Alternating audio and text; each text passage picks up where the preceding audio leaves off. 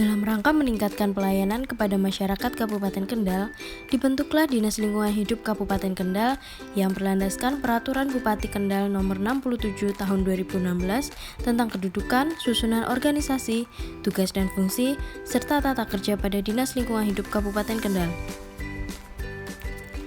Dinas Lingkungan Hidup Kabupaten Kendal terus berupaya untuk memberikan pelayanan publik yang memenuhi harapan masyarakat dalam bidang lingkungan hidup.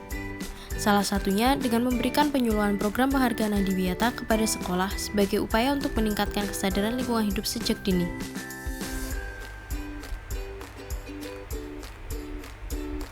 Adiwiyata adalah penghargaan yang diberikan oleh pemerintah daerah provinsi, dan pemerintah daerah kabupaten kota kepada sekolah yang berhasil melaksanakan gerakan peduli dan berbudaya lingkungan hidup di sekolah.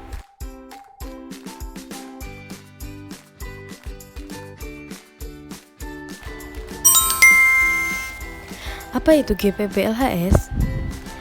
Gerakan Peduli dan Berbudaya Lingkungan Hidup di Sekolah atau sering disebut GPBLHS merupakan aksi kolektif secara sadar, sukarela, berjejaring, dan berkelanjutan yang dilakukan oleh sekolah dalam menerapkan perilaku ramah lingkungan hidup. Kegiatan GPBLHS dimulai dengan perencanaan. Perencanaan GPBLHS diawali dengan melakukan identifikasi potensi dan masalah lingkungan hidup. Berikut adalah contoh identifikasi potensi, masalah, dan solusi dari permasalahan yang dapat dilakukan. Selanjutnya, menyusun laporan EDS atau evaluasi diri sekolah yang dianalisis melalui 8 standar nilai pendidikan. Hasil analisis IPM, LH, dan EDS tersebut digunakan sebagai dasar rencana GPBLHS. Pada tabel potensi dan masalah berisi hasil IPM, LH. Pada tabel kegiatan diisi solusi atau gagasan yang akan dilaksanakan sesuai dengan laporan EDS. Dilanjutkan dengan penargetan waktu pelaksanaan dengan target perubahan perilaku dan perubahan kondisi lingkungan hidup. Rencana GPBLHS 4 tahunan di-breakdown menjadi rencana 1 tahunan, sehingga rencana yang telah tersusun dapat menjadi acuan dalam pelaksanaan PRLH. Kegiatan GPBLHS selanjutnya yaitu pelaksanaan. Pelaksanaan GPBLHS harus sesuai dengan rencana GPBLHS yang disusun sebelumnya dengan melibatkan seluruh warga sekolah. Dalam pelaksanaannya, terdapat 5 kegiatan, dimulai dari pembelajaran pada mata pelajaran, ekstrakurikuler, dan pembiasaan diri yang mengintegrasikan penerapan PRLH atau perilaku ramah lingkungan hidup di sekolah melalui 6 aspek. Aspek pertama, kebersihan, fungsi sanitasi, dan drainase yang merupakan salah satu dasar kesehatan lingkungan, sehingga perilaku hidup bersih dan sehat harus ditanamkan pada warga sekolah.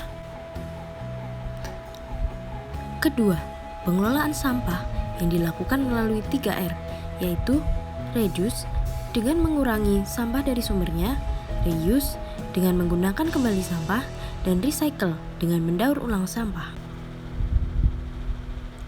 Ketiga, penanaman dan pemeliharaan pohon atau tanaman.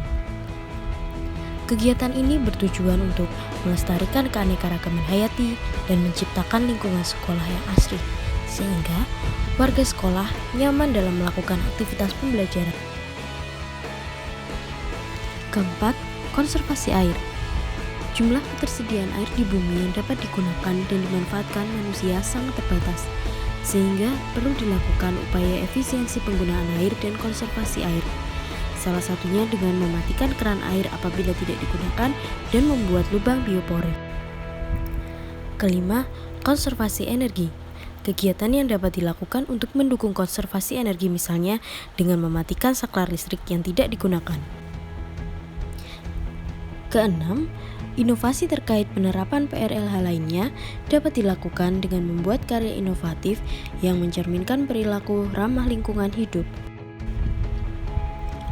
Kegiatan pelaksanaan GPPLH selanjutnya adalah penerapan PRLH untuk masyarakat sekitar sekolah dan atau di daerah.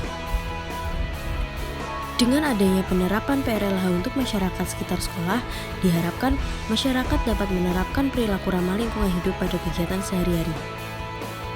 Salah satu contohnya adalah dengan melakukan bersih-bersih lingkungan. Kegiatan pelaksanaan GPPLHS lainnya dilakukan dengan membentuk jejaring kerja dan komunikasi dengan instansi atau kelompok masyarakat lainnya yang dapat mendukung kegiatan pelaksanaan GPPLHS.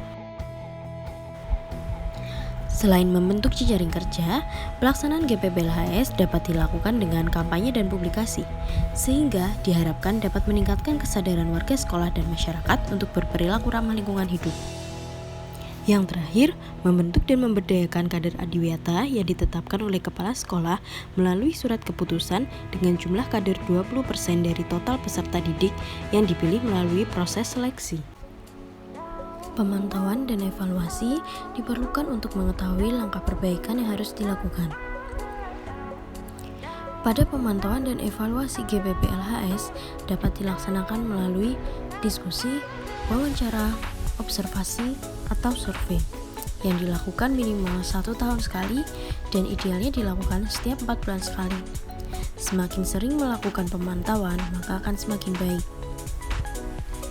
Dalam pelaksanaannya, melibatkan kepala sekolah, komite sekolah, dewan pendidik, peserta didik, dan masyarakat yang hasilnya disampaikan kepada instansi yang menyelenggarakan urusan pemerintah di bidang lingkungan hidup ke provinsi ataupun kabupaten kota. Berikut adalah contoh tabel pemantauan dan evaluasi yang dapat dilihat melalui Peraturan Menteri Lingkungan Hidup Nomor P52 Tahun 2019 tentang Gerakan Peduli dan Berbudaya Lingkungan Hidup di Sekolah, di mana pada tabel tersebut memuat jenis kegiatan yang telah dilaksanakan sesuai dengan rencana GPPLHS, target capaian kegiatan, hasil pemantauan, kendala, dan rencana tindak lanjut. Sekolah yang berhasil melaksanakan GPPLHS mendapat penghargaan adiwiyata yang diberikan oleh Menteri, Gubernur, Bupati, atau Wali Kota. Beberapa tahapan sekolah adiwiyata yaitu yang pertama, adiwiyata Kabupaten Kota, yang kedua, adiwiyata Provinsi, yang ketiga, adiwiyata Nasional, dan yang terakhir, adiwiyata Mandiri. Penilaian sekolah adiwiyata Kabupaten Kota harus melakukan PPLHS selama 12 bulan, memiliki nilai paling sedikit 70%, penghargaan diberikan dan ditandatangani oleh Bupati atau Wali Kota. Sekolah adiwiyata Provinsi melakukan PPLHS selama 24 bulan dan 12 bulan setelah menerima penghargaan adiwiyata Kabupaten Kota, nilai paling sedikit 80%, penghargaan diberikan dan ditandatangani oleh Gubernur.